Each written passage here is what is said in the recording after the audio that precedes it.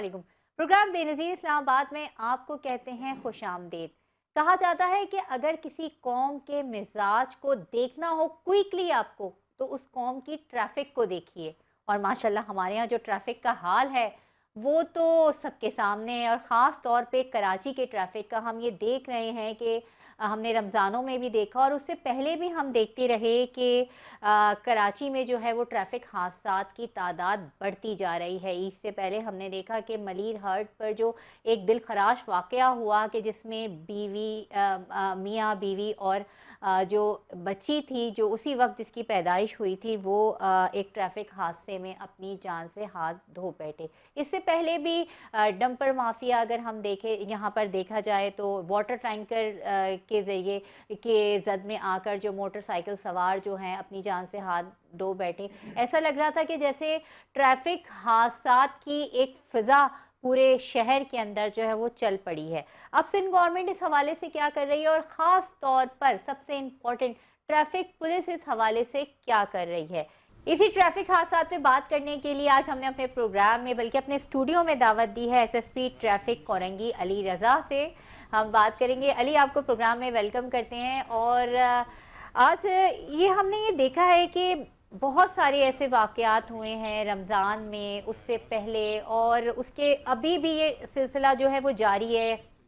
गुलिस्तान जौहर में हमने देखा कि एक टैंकर ने जो है वो सुबह सुबह जाते हुए एक बच्चे को जो है वो बाइक पे कुचल दिया था। और भी बहुत सारे इस तरह की पूरी एक लंबी लिस्ट है।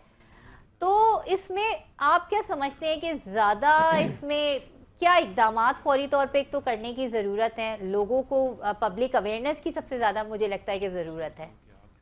बिस्मिल्लाहिर्रहमानिर्रहीम। थैंक यू वेरी मच जी। ईद मुबारक और तमाम नेशन को ईद मुबारक कराची ट्रैफिक पुलिस की तरफ से। देखें, ये हादसात का एकदम से जो सिलसिला हुआ है, ये ऐसा नहीं है कि हादसात पहले बिल्कुल नहीं थे और अभी बढ़ना शुरू हो गए। पहले भी थे लेकिन अब इस दफ़ा कुछ थोड़े ज़्यादा हुए हैं ज़रूर हादसात। लेकिन हादसात की वजह जो होती है ना, वो या नेग्लिजेंसी होती है, जैसे गफलत या लापरवाही। इन दो सूरतों की वजह से हादसात होते हैं। इसके अलावा हादसा होना मेरे समझ में नहीं आता।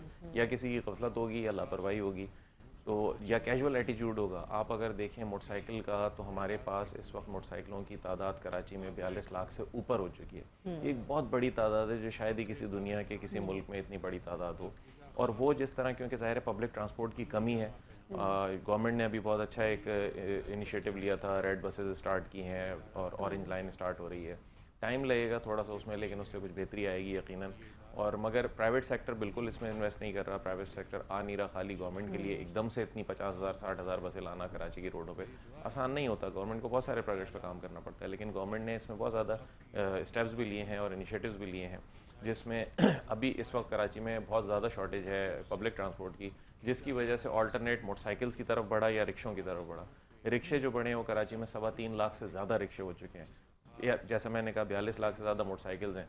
लेकिन होता ये है कि हमारे पास जो पैदल चलने वालों की और मोटरसाइकिलिस्ट के जो हादसात हो रहे हैं, इसकी तादाद 65 से 70% तक चली गई है इस साल, जिसमें सम हाउ मोटरसाइकिल इन्वॉल्व है या पैदल चलने वाले इन्वॉल्व है। अब ये उनकी गलती है या नहीं है, इसके लिए पहला स्टेप जो डीआईजी ट्रैफिक ने आके लिया, वो एक analysis team, accident analysis team बनाई है केराट के नाम से, जो हर ज़िले में अब बन गई है तकरीबन। और उसमें जब हादसा होता है तो उसकी असल वजह मालूम करने के लिए कि क्या, किस वजह से ये हादसा हुआ, किसकी गलती थी। ज़्यादातर आजकल जो एक लोगों के जहन में है कि डंपर और वाटर टैंकर्स का वो चल रहा है हादसों की वजह, उसमें भी ज़ाहिर हुए हैं, तो वो हादसे नज़र भी आते हैं। अभी कुछ दिन पहले एक हादसा हुआ था कारसाज रोड के पास, जो एक कार से एक्सीडेंट हुआ था, 2 मोटरसाइकिल मियाँ बीवी उसमें जहाँ बहक हुए थे। तो इस तरह के वाक़यात हुए हैं, यकीनन हुए हैं। कराची में इस वक्त डंपरों की तादाद 3,500 के लगभग है, शायद उससे भी थोड़ी ज़्यादा ही हो। वाटर टैंकर्स तकरीबन 6,500 के लगभग हैं, शायद उससे भी अब ऊपर नीचे कुछ फिगर हो। लेकिन ये कि जो असल वजह है मेरी नज़र में, वो वही है कि या डंपर ड्राइवर की या उसकी वाटर टैंकर के ड्राइवर की गफलत या लापरवाही होगी, या किसी हद तक हम कह सकते हैं कि जल्दबाजी या लापरवाही कभी मोटरसाइकिलिस्ट की भी होती है, रोड क्रॉस करने वाले की, पैदल चलने वाले की भी होती है।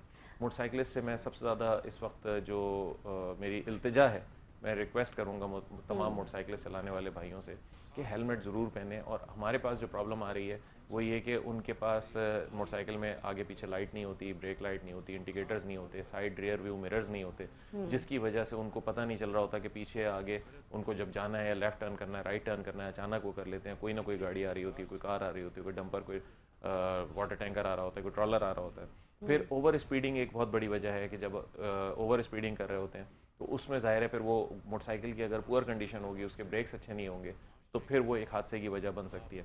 हेलमेट के लिए अभी हमने एक और मुहिम स्टार्ट की है। हम कराची में, क्योंकि गर्मी बहुत ज़्यादा होती है, अभी तो फिर भी मेरे ख्याल से 20% लोग हेलमेट पहन रहे हैं, लेकिन ज़्यादा गर्मी की वजह शायद से। जी बिल्कुल, शायद अगर ये जून जुलाई की बात करें या मई की गर्मियों की बात करें तो वो ये भी पहनना छोड़ देंगे। तो मेरी कुछ लोगों से बात हुई है और ट्रैफिक पुलिस इस पे काम कर रही है कि हम वेदर फ्रेंडली हेलमेट डिज़ाइन कराएं। और वेदर फ्रेंडली हेलमेट, जिस तरह आपने देखा होगा कि जो साइकिल के हेलमेट होते हैं उसमें ये एक बहुत अच्छा, वेंटिलेशन होती हाँ, है। तो वेदर फ्रेंडली हेलमेट अगर आ जाते हैं और वो कन्वीनियंट होते हैं उनको पहनने में भी, और उनको पहनने में कोई प्रॉब्लम नहीं होती, तो यकीनन, क्योंकि जो फेटल एक्सीडेंट होता है उसकी एक बहुत बड़ी वजह हेड इंजरी होती है, और अगर हेड इंजरी को हम सेव कर सके तो हम फेटल एक्सीडेंट में खातिर खा कमी ला सकते हैं। अच्छा तो ये जी अली, एक चीज़ मैंने और भी देखी है कराची के ख़ास तौर पे, कराची ही की ट्रैफिक की बात हम इस वक्त कर रहे हैं, वैसे तो पूरे मुल्क की, अभी मैं आती हूँ उस तरफ भी, कि जो जो ड्राइव कर रहा है, जो चला रहा है, वो तो हेलमेट पहन लेगा, मगर जो पीछे फैमिली बैठी हुई है, जैसे अभी हमने एक मियाँ बीवी की बात की, मलीर हाट पे जो हुआ था वाक़या, उसकी बात की, या ऐसे बहुत सारे वाक़यात हैं, वो अपने प्रिकॉशंस के लिए क्या करें? क्योंकि मैं ये भी देखती हूँ कि इसमें हम सारा कुछ पब्लिक अवेयरनेस की ज़रूरत, जैसे कि अभी आपने कहा कि हम सारा ब्लेम जो है वो इंतज़ामिया पर भी नहीं डाल सकते, कि एक बाइक पर 4 बच्चे, एक वाइफ और वो पूरी फैमिली जा रही होती है। सो वो भी एक, अगर खुदा ना खास्ता कोई एक हल्की सी भी कोई मसला हो तो सब इफेक्ट होंगे उसमें। आपने बिल्कुल सही बात हाईलाइट की है यहाँ पे। देखें, सबसे पहले तो मैं ये बताऊँ कि जो मोटरसाइकिलें नॉर्मली 70 सीसी मोटरसाइकिल्स जो हैं, जो कराची में इस वक्त चल रही हैं, 100 सीसी भी, ये डिज़ाइन हुई हैं 2 पैसेंजर्स के लिए, ये 3, 4 और 5 के लिए नहीं हुई हैं। अभी कुछ दिन पहले भी इसी तरह हुआ था कि एक हादसा हुआ, 5 पैसेंजर बैठे हुए थे, 2 मियाँ बीवी और 3 बच्चे बैठे हुए थे, और वो फिर जल्दबाजी भी उसमें है, उसमें एनालिसिस उसमें जो अपेरेंटली आया था कि जो बड़ी गाड़ी का गलती थी तो थी, लेकिन मोटरसाइकिलिस्ट की भी गलती उसमें सामने आई कि वो 5 जब जब टंकी पे बिठाए हुए होंगे आपने, मोटरसाइकिलिस्ट खुद आगे होके बैठा हुआ होगा, वेट ज़्यादा हो जाता है उसमें, ब्रेक नहीं लगते टाइमली, फिर उसके बाद आप कटिंग करते हुए जा रहे हैं तो कहीं हैंडल टकरा जाता है, कहीं कुछ हो जाता है, बच्चे हैं, संभल नहीं पाते। और फिर ये कि जो आपने बात की ना कि पीछे बैठने वाले के लिए हेलमेट, हेलमेट जो भी बैठेगा मोटरसाइकिल पे उसके लिए उतना ही ज़रूरी है जितना चलाने वाले की ज़रूरी है। तो ये जो वेदर फ्रेंडली हम हेलमेट डिज़ाइन करवा रहे हैं, ये इंशाल्लाह अगर हो जाता है तो, और अल्लाह करे कि सब इस तरह पहनना शुरू कर दें। अपनी जिम्मेदारी हर एक को निभानी पड़ेगी, मोटरसाइकिलिस्ट को अपनी जिम्मेदारी निभानी पड़ेगी, ट्रैफिक पुलिस को अपनी निभानी पड़ेगी, और बाकी सब इदारों को भी अपनी निभानी पड़ेगी, पब्लिक को जिम्मेदारी निभानी पड़ेगी। उसमें अवेयरनेस की ज़रूरत है, शऊर भी है। अब अगर हम किसी और मुल्क चले जाते हैं तो यही हमारी आवाम जाके वहाँ पे ट्रैफिक लॉस को फॉलो करना शुरू कर देती है, अली, लेकिन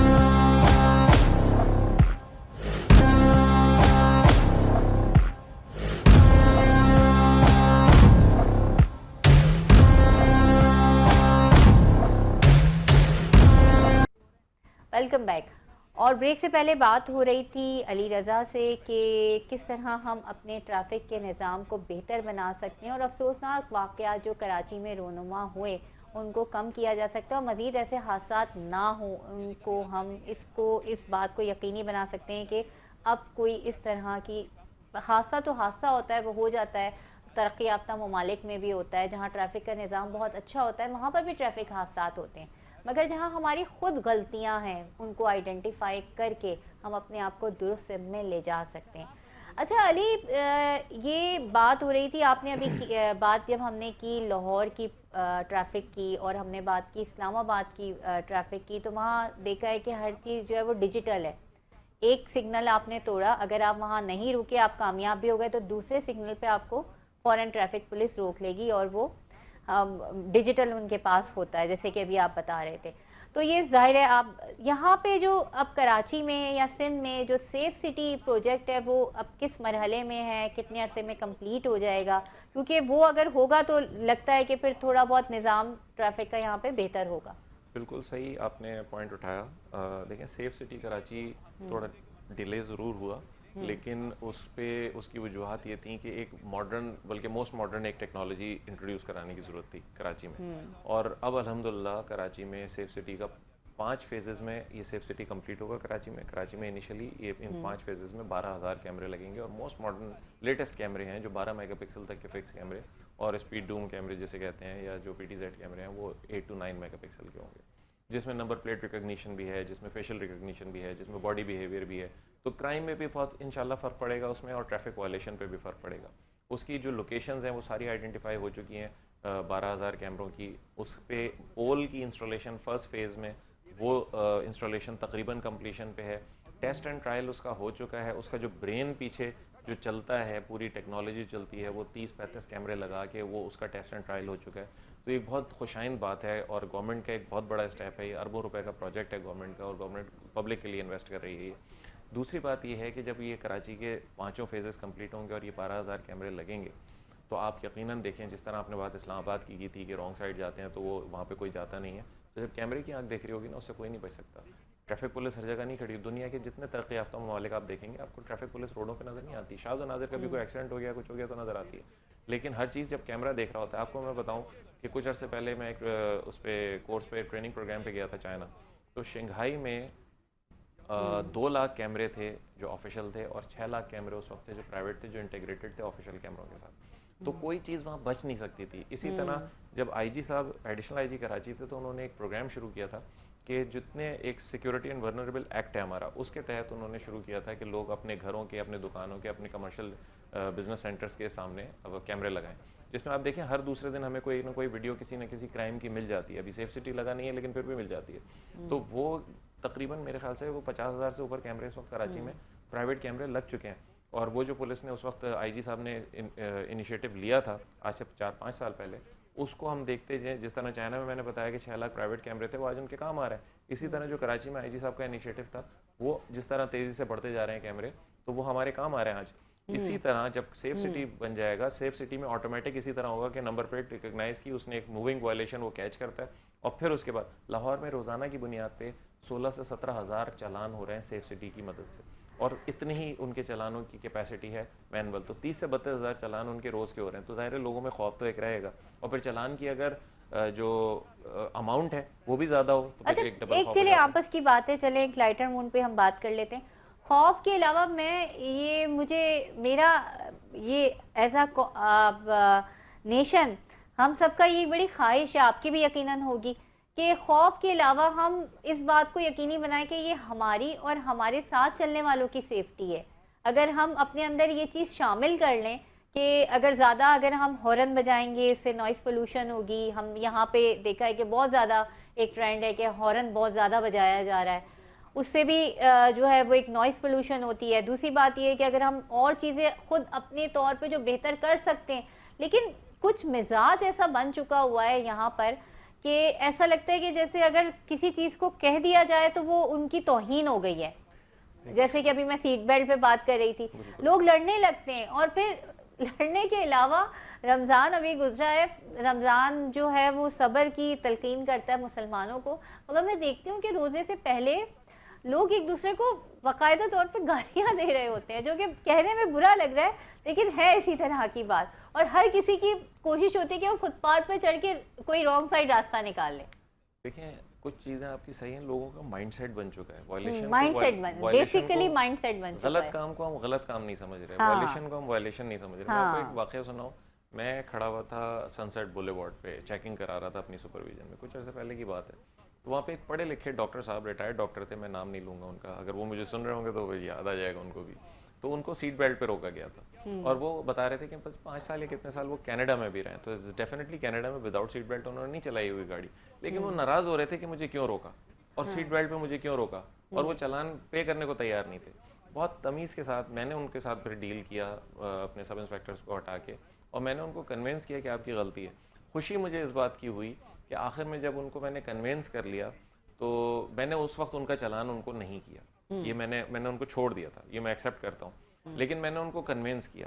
और कन्विंस करने के बाद इत्तेफाक से मेरे बड़े भाई को कहीं मिले, और उन्होंने कहा कि यार उसने मुझे जिस तरह किया है और मुझे एहसास दिलाया, मैं आइंदा कमिटमेंट की है मैंने अपने साथ कि मैं कभी सीट बेल्ट के बगैर गाड़ी नहीं चलाऊंगा। तो असल चीज़ देखें ये है, असल चीज़ ये है कि अगर आप एजुकेट हो जाते हैं तो हमें चालान करने का शौक़ नहीं है।